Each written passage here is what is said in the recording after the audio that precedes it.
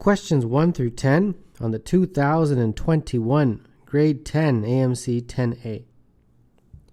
What is the value of 2 squared minus 2 minus 3 squared minus 3 plus 4 squared minus 4?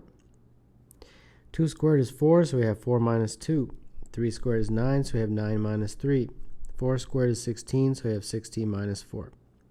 So this is 2 minus 6 plus 12.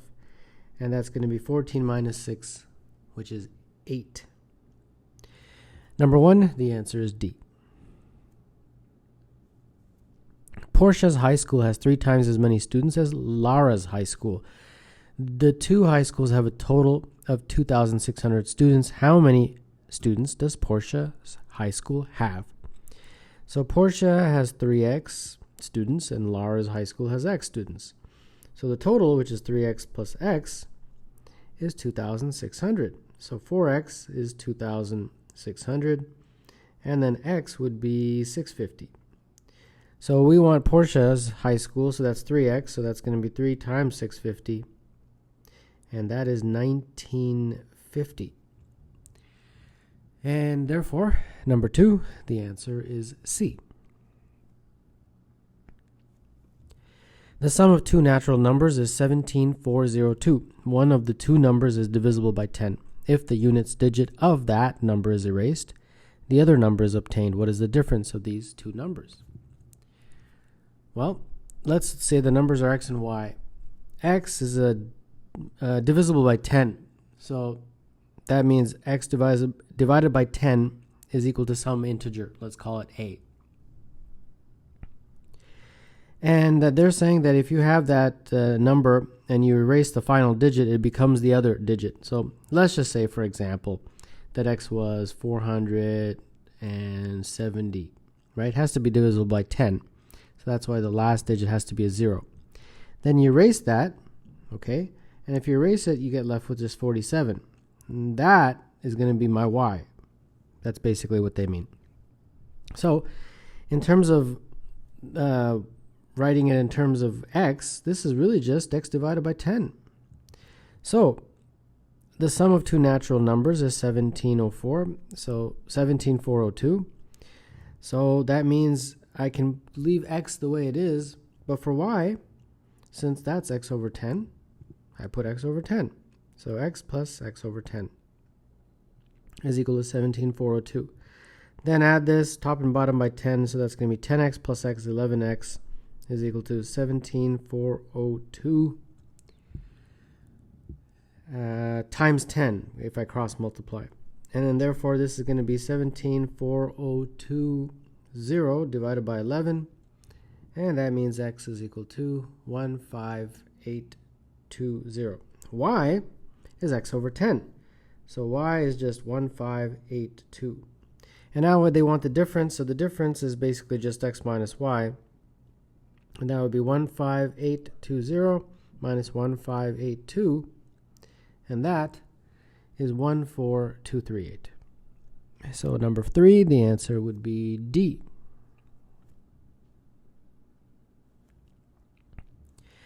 A cart rolls down a hill traveling 5 inches the first second and accelerating so that during each successive 1 second time interval, it travels 7 inches more than during the previous 1 second interval. The cart takes 30 seconds to reach the bottom of the hill. How far in inches does it travel? Well, let's talk about this. The first second, it's 5 inches. And then the next 1 second, it'll be another 7, so it'll be 12. The next 1 second, another 7, so 19. The next 1 second, another 7, 26. And you get the idea. ... right? And then in total, there's going to be 30 of these numbers. So at the very last one, it would be 5 plus 29 times 7, because each term would be a plus n minus 1d.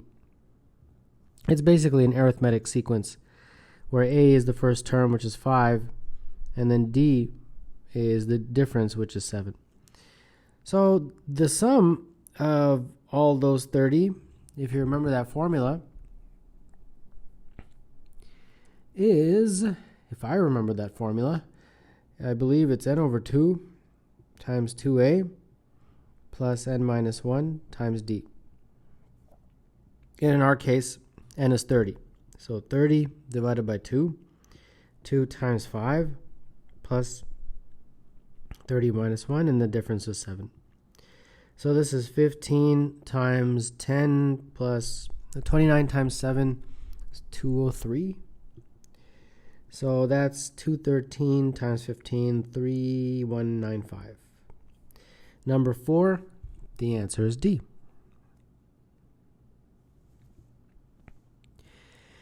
The quiz scores of a class with K greater than 12 students have a mean of 8. The mean of a collection of 12 of these quiz scores is 14. What is the mean of the remaining quiz scores in terms of K?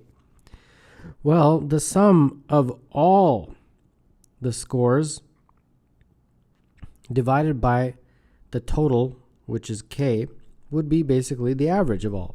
And they told me that's 8. So that means the sum of all the students is 8K if I cross multiply that. And then if I just take the sum of all of those 12 that they have collected and then divide by 12, that gives me the average of that group, and that's 14. So the sum of those 12 is 12 times 14.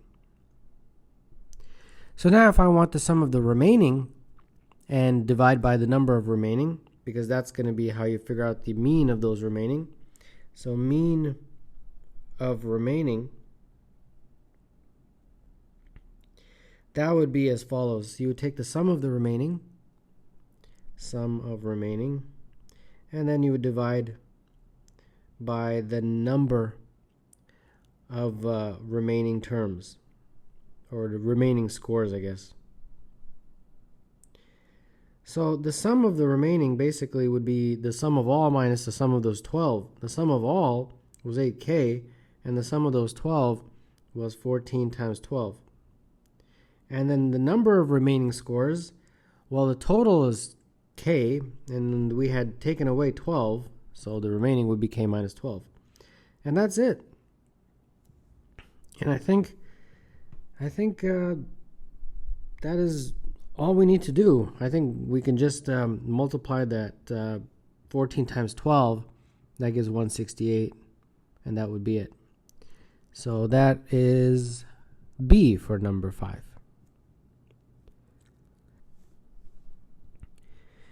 Chantal and Jean start hiking from a trail head toward a fire tower. Jean is wearing a heavy backpack and walks slower. Chantal starts walking at 4 miles per hour.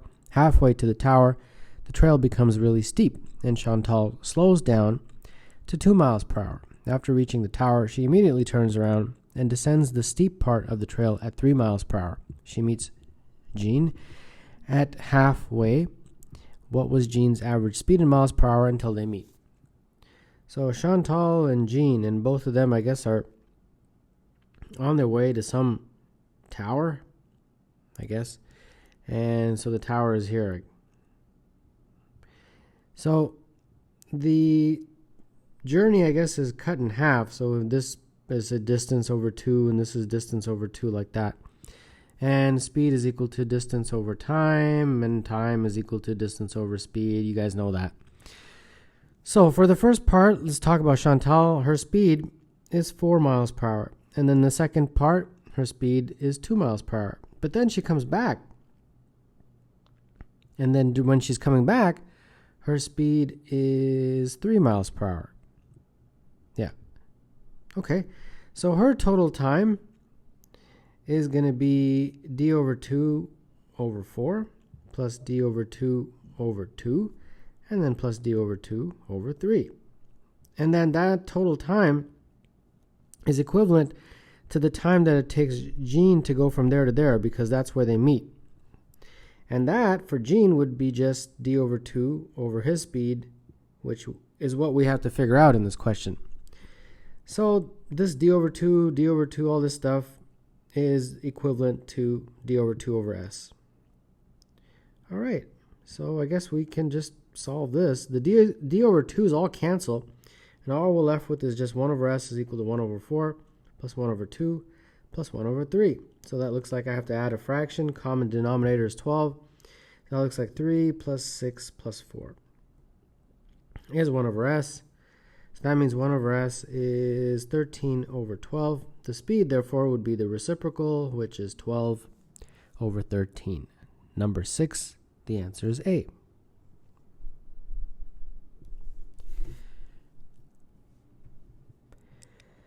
Tom has a collection of 13 snakes, 4 of which are purple and 5 of which are happy. He observes all of his happy snakes can add, none of his purple snakes can subtract, and all of his snakes that can't subtract can also can't add.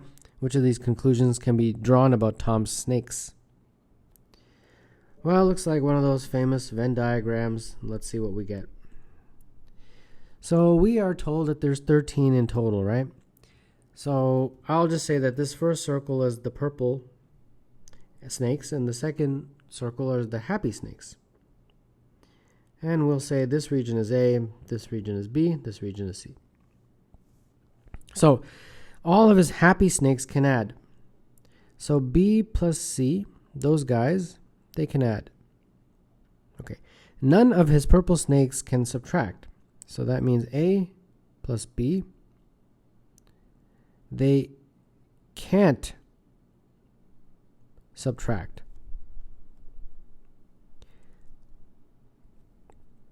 Can't subtract. Okay. The next one, all of his snakes that can't subtract also can't add. So all of the snakes that can't subtract, so A plus B are the ones that can't subtract, they also can't add. Okay. So it looks like we have a contradiction that B plus C can add, but A plus B can't add. The only way those two statements can be true is if B is equal to 0. If B is 0, then that would just basically mean that C can add, and it would be that A can't add. Well, if B is 0, then that means that this diagram is two independent circles like that. They're mutually exclusive, meaning there's no common part. This is just all of A, and this is just all of C. This is purple, this is happy. So looking through the answer choices, we can conclude that happy snakes are not purple. These are the happy snakes, and none of them are purple because there's no common intersection point, because B has to be 0.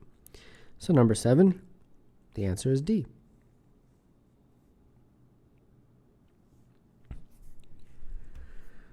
When a student multiplied the number 66 by the repeating decimal 1.ab repeat, where a and b are integers, he did not notice the notation and just multiplied 66 times 1.ab. Later he found that his answer is 0.5 less than the correct answer. What is the two-digit integer ab?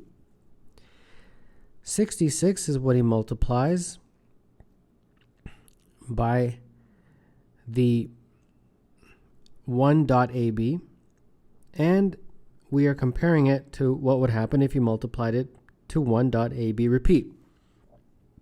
And when you compare it, the difference is 0.5. So this equation pretty much summarizes the opening stem. So let's work with this. The 66 I'm just going to put over here, 0.5 and divided by 66. We can just tackle that later. But this part here, when we have this, you basically get 0, AB repeat. That's what this ends up becoming. Okay. Well, what is 0.5 divided by 66? It's 0.0075 repeat. And that is equal to 0.00 AB repeat. Well, it's pretty obvious that AB is 75. So number 8, the answer is E.